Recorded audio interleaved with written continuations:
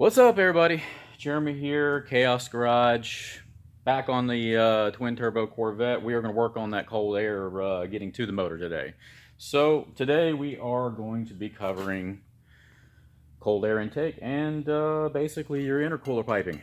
So this guy right here, the biggest rule to remember in this is bigger is better.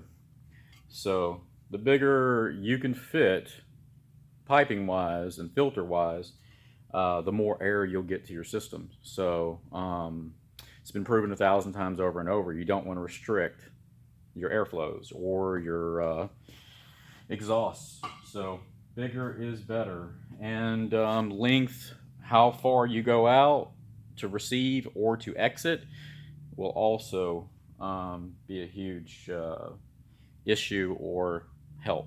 So this really is a kind of a tech tip and basically part of the build segment. So we'll do both at the same time here today. All right, so a couple quick things you're going to need. You're going to need, obviously, your materials, 3-inch tubes, whatever the size you need. I mean, if you got a 4-cylinder, you don't need quite so big sometimes. Couplers, your clamps, some way to cut your material, of course. I'd start saying, oh, I apologize. Tool to basically include and attach everything. Of course, handy dandy tape measure. And like I say, the last part, once you cut the material, you want a file or reaming tool. These little guys are super handy. You just basically shove it inside the tube there, drag it around the edge, and it deburrs nice and clean. So if you don't have one of these, that's handy. All right, so back to the car. Oh, don't forget the tape measure. And here we go. So I did do a reducer here, and what we're working with today literally is we're going from a 4-inch to a 3. Now I did a 3 because we got so much going on right here, and we want to get our filter down in there. The last thing we want to do is end up, hitting a headlight as it spins down. As you can see, the Corvettes, they have a flip. So if we're like over in here, it might flip and catch or something. So, but what we want to do is, we reduce down because a 4-inch again is just way too big. So we're using 3s. So we'll go 3 to here. So, all right. Now as I do this stuff from time to time, have pieces and parts. So I'm able to, cheat my way into some of this. So, and I do know a 90 is going to be too much. You're going to come way over here because the headlight will hit. So all this is really about just kind of putting stuff together and trying. So this was a piece I chopped off actually of the front there, which is a pretty simple setup. I'm going to modify this one to give it a little bit more of a turn down right here. And of course we got to weld on the fitting for the valve. All right, so we're going to put that in there. Now, the key thing to remember is you really just want this lip here to be up past your clamp, so you don't have to have it like crazy. And if it's really tough to get it in there, that just means it's a good coupler. If you slide it in with ease, then you might have some cheap stuff that's not going to work out very well. That or your stuff's still too tight. So let's loosen this up. All right. All right, so we're in there past that now. Now we'll just tighten this guy up a little bit.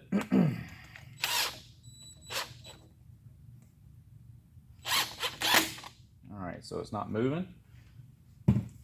And basically with the angle I got here, I know I need to be somewhere, but I know I don't want to get in the way of this. So let me see if I can show you guys a little better. So as I'm going here, I want to make sure I get that headlight clear. So, and then angle it downward so we can get it down there in the hole where that cold air is going to be coming in. All right, so right about there probably. So that piece that I had as scrap, which doesn't look like a scrap anymore. It looks like it might have a purpose. Can aim it right down in there. All right. Set you back up here again. Okay, so Let me grab another piece of material here. Hang on one second. All right, I've got another little small piece right here. Let's see if we can't use these guys in combination. All right.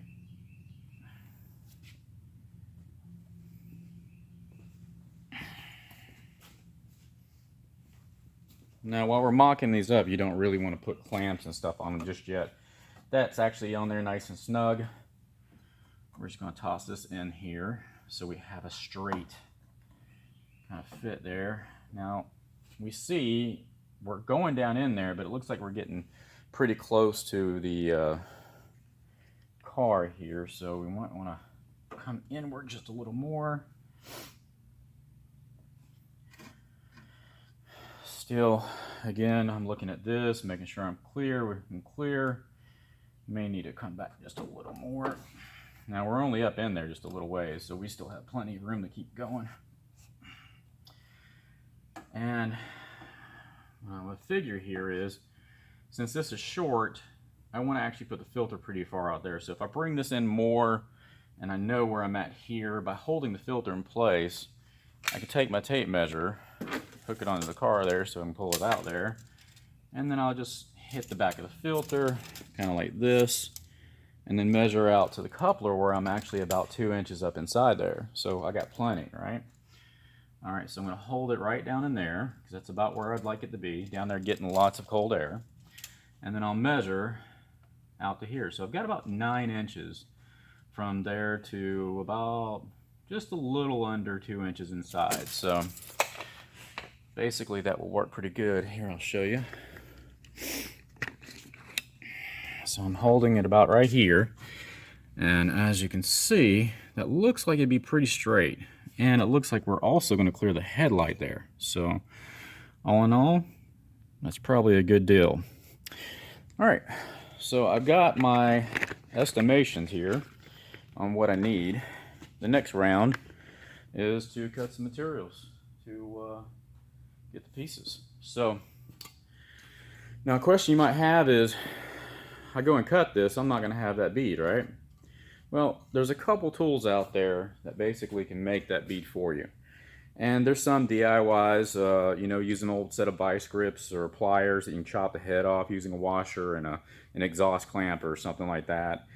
And it runs a little bead around it and basically pinches into the aluminum. So I have a bead roller, so what I do is I tend to use that for what I need. Now I'm going to go over to my chop saw and I'm going to cut that 9 inches off real quick, and I'll show you how I do it in the bead roller. So be right back. Alright, so I am back and I'm standing over here at my bead roller. Essentially this guy sees a whole lot of dust these days, so not a whole lot of work lately.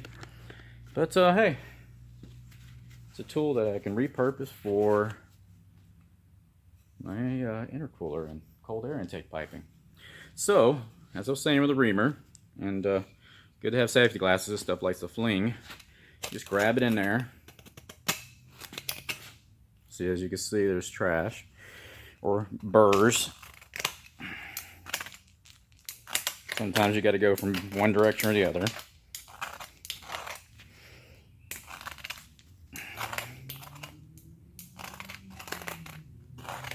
These are fairly inexpensive on Amazon and other places. Sorry guys, just realized I wasn't even in focus on it.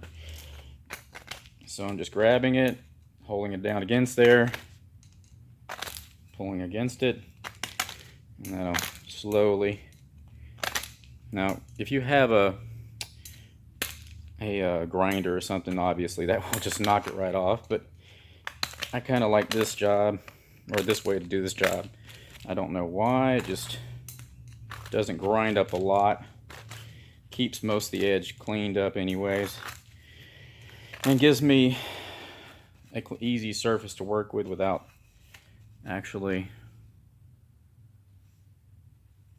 not basically messing up the edge here. So, alright, so that part's done. So now, we're just going to take this guy and set it up inside there, and of course I need to go find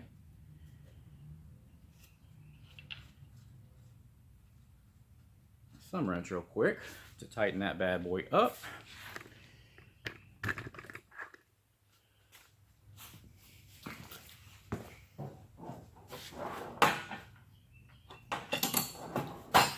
And voila. So we'll tighten this guy up. Now it's aluminum, so it doesn't take a whole lot by any means to actually do this part. And you don't want to over tighten it because you only need a slight impression. And if it doesn't look like it's quite going in there good enough, then you can always add a little more tension. So don't be afraid. The biggest thing to remember when you're using one of these guys is just to keep it straight. You don't want to turn it sideways, because if you come over here and see, if this gets turned, then what's happening, it will actually start walking at an angle on your pipe. So you want to keep it straight, so that way it runs straight around the actual tube itself. And of course, you know, when you're coming around to the second part of this, you also want to just give you a better angle down here.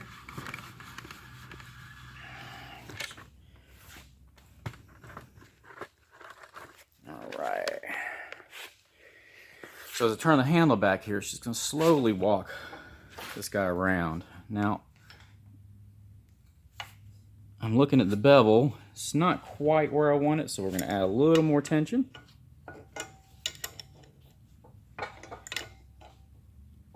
Okay. I just basically applied enough until I saw it. All right, holding it nice and straight again, making sure it's walking straight around the edge. And if you get off a little bit, it's not going to be a world-ending event. And you can kind of guide it. Hopefully you can see this. In line with that. There we go.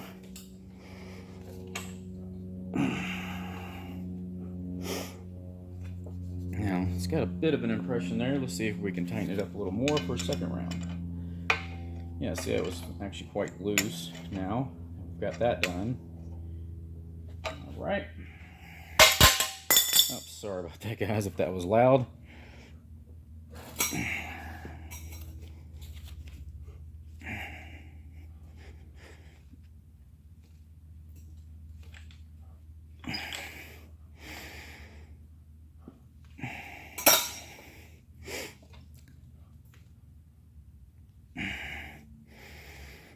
Alright, so now I've got a little wobble in there, but the biggest thing is just to get that lifted, you know? Get the material lifted high enough so that way the coupler and everything doesn't try to slide past. That's what you really want. So, alright, grab my thumb wrench, and all I do is just loosen this back up, and I can pull my piece back off.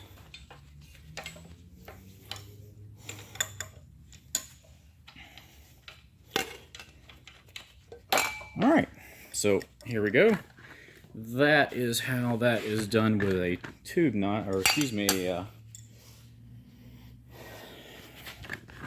with a bead roller. So, now see, nobody's perfect. There's a little bit off there. The rest of it looks pretty good. What do you think? The end they did, the end I did. I think that'll work. Alright, fantastic.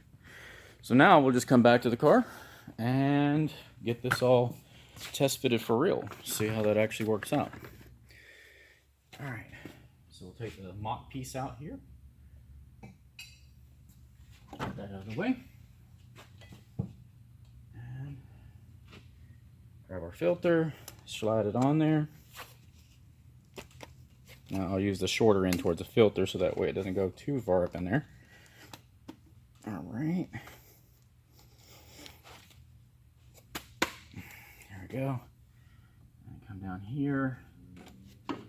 Let's get that all the way in there.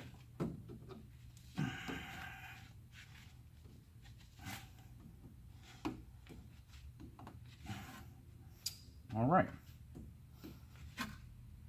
So that is on. That is in place. Turn it just a little. there. We can come back in just a little more. Okay. Nice. All right. So I'll show you these angles real quick. Now, as you can see, our angles are good here. We actually have a little bit of clearance there. Now, you can always put a little bit of a rubber seal right here that sticks to adhese to the cooler, so that way, in case it vibrates or hits, you know, there's some window gasket material that you can stick to your doors or to your windows when you close them at like Home Depot or your Ace Hardwares or whatnot.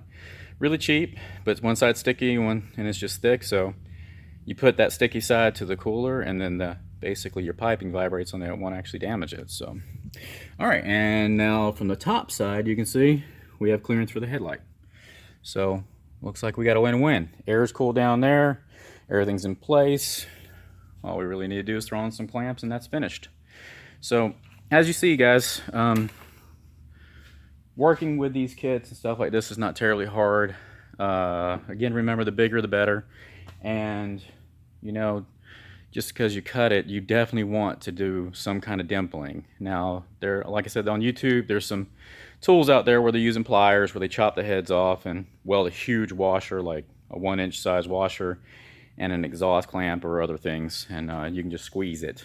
So if you don't have the money to get a setup like that on a bead roller, then that's an option for you. You know, an old rusty pair of pliers or vice grips. But definitely want to get those beads back in place. You know, we got to have that in there to keep that from blowing off or, you know, vibrating out eventually, because engines will do some amazing things you just don't even realize sometimes. So, but anyways, let's kill it right there.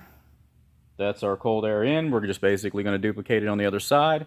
So no reason to beat the bush, and keep rolling on that. So kind of keep it shorter and easier. So hope that was helpful for you guys, and I appreciate you tuning in. So don't forget to like, subscribe, and comment. If you have other things you'd like to see, other things you'd like to know about, please let me know. You guys have a wonderful day, and stay safe out there.